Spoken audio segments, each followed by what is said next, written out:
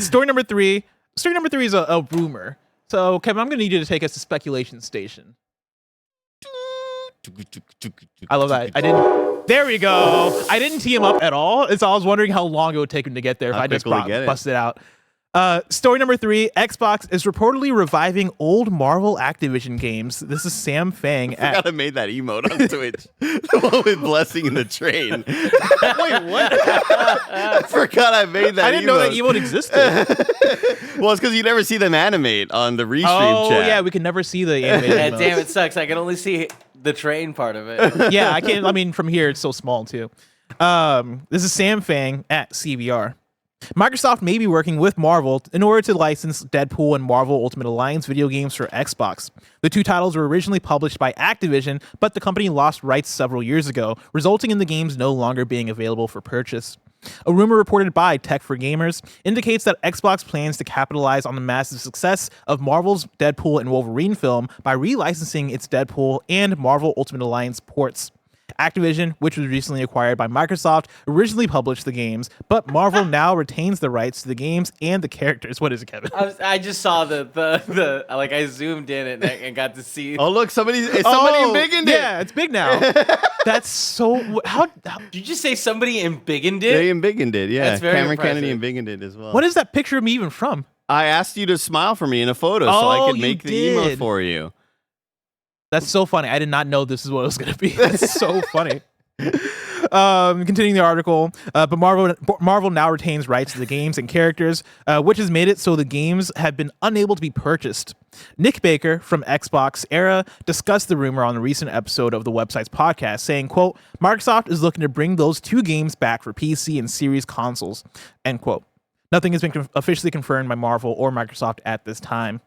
Tech for Gamers noted that the possible relicensing could lead to further Marvel titles being brought back to Xbox. Similar rumors have circulated in the past that indicate there are other Activision titles also stuck with licensing issues, and renewed partnership between Marvel and Xbox could see them re-released as well. These games include X-Men Origins Wolverine and Hulk Ultimate Destruction. Andy, would you want the Deadpool game from like 2013, 2012? You want that to come back? Want that remastered, put on Xbox? I mean, I don't see why any of that would be a bad thing. I mean, it really helps out the case of we are trying to catalog these games. We don't want to lose these games to time or to licensing issues, which is usually the reason why they end up going, and that's why people resort to emulation and ROMs and stuff like that. I think it feels like such a cool, surprising, proactive thing, you know? Like, of course, they could always make more money on it, and that's always kind of part of the thinking, especially with how these IPs are sort of coming back. And not that Deadpool ever left, but this is a great time to kind of revive a Deadpool-style game. I don't see why this would be a bad decision. I did see a tweet recently of somebody who tried to get the Deadpool game and then ended up getting hacked by somebody in Turkey. No, there was like something happened recently where somebody was like, what if I tried to get a ROM of the old Deadpool game, and then somebody ended up getting hacked pretty badly. I'm so glad that allegedly I made it out of that life. Like back when I was in college, and what does this mean? Where's this going? Back in college, I didn't have disposable income like I do now, right? And like I did when I made it out of college. And so like, you know, was I on certain websites trying to find ways to play games that I didn't have access to, but I wanted to get access to the games? Allegedly, maybe, who knows? I couldn't tell you for sure. But like, when I tell you, there was an email I got that scared the shit out of me. That was from Comcast, and they're like, stop it. And I was like, fuck. What? Yeah.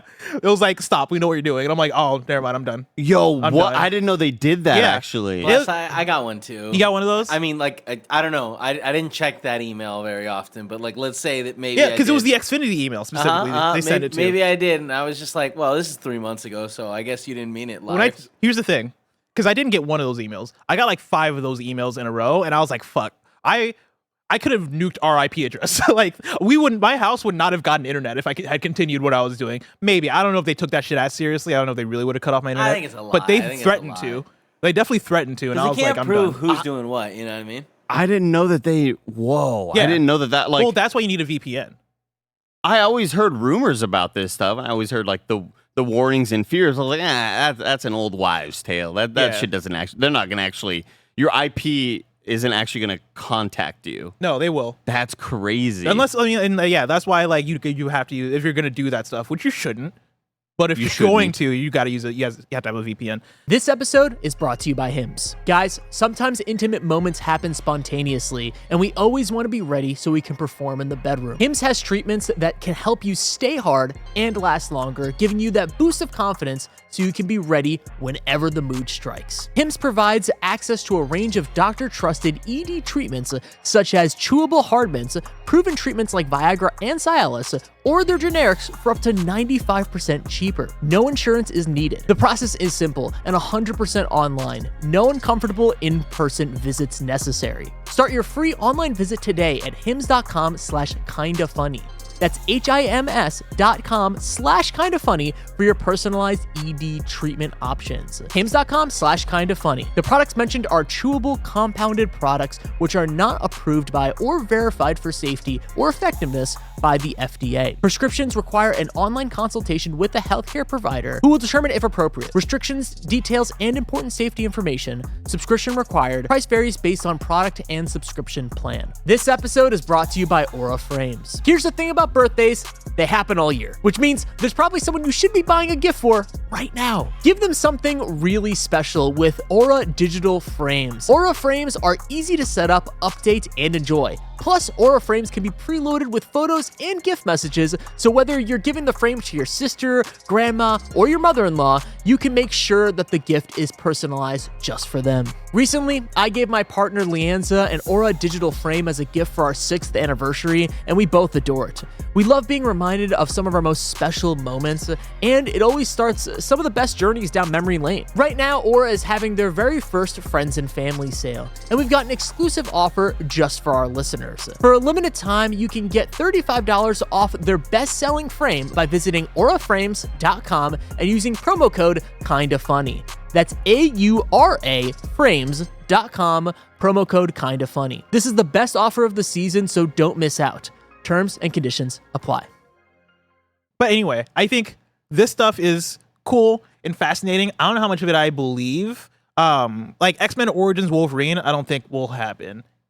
I think I think the conversation maybe could get started from Xbox to Disney, but I think Disney would go, well, we have a Wolverine game being made right now by PlayStation. I don't know, right now is the time to greenlight you guys, like, making the X-Men Origins Wolverine game available again. You don't think out of the kindness of their heart? No. You don't think, like, for the better of humanity to be able to have these games playable again? The good guy Disney, come on, they would do. They would. I don't think they would. But also, call John Drake. We'll call to the John Deadpool Drake. game. The question I think ends up being: is there a Deadpool game either planned or in development?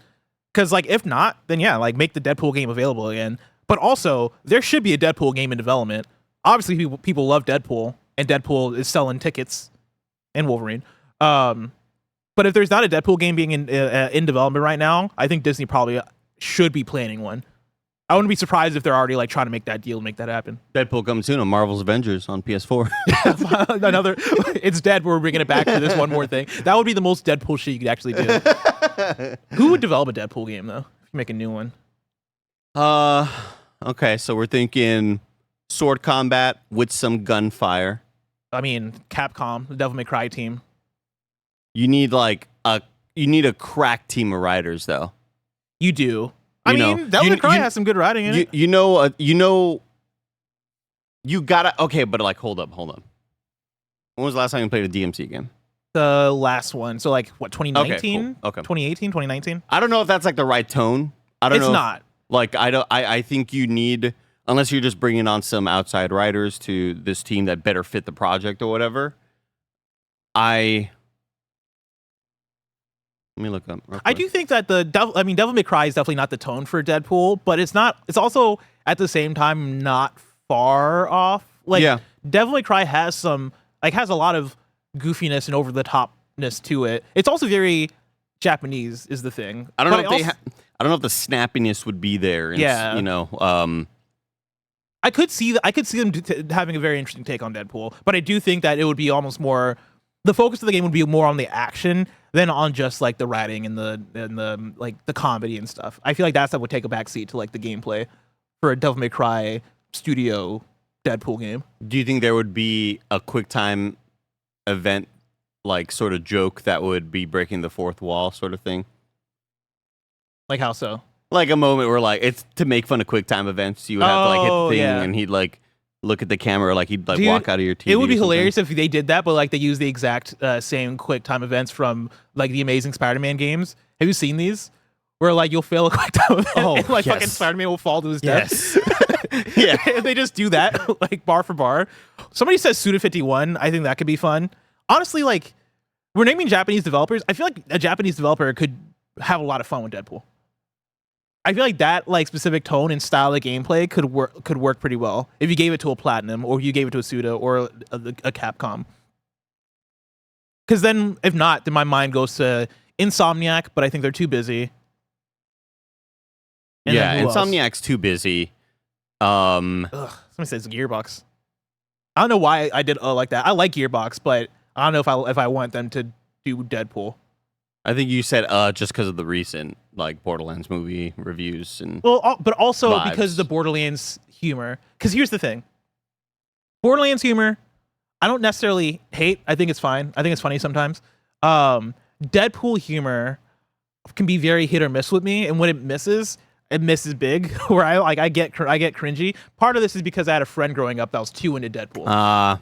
You know, like I feel like if people out there have those friends where it's like you like Deadpool too much, and now your whole personality is like over the top meta humor, and now I can't do it anymore. So mixing that with Borderlands style writing is what made me go, ugh.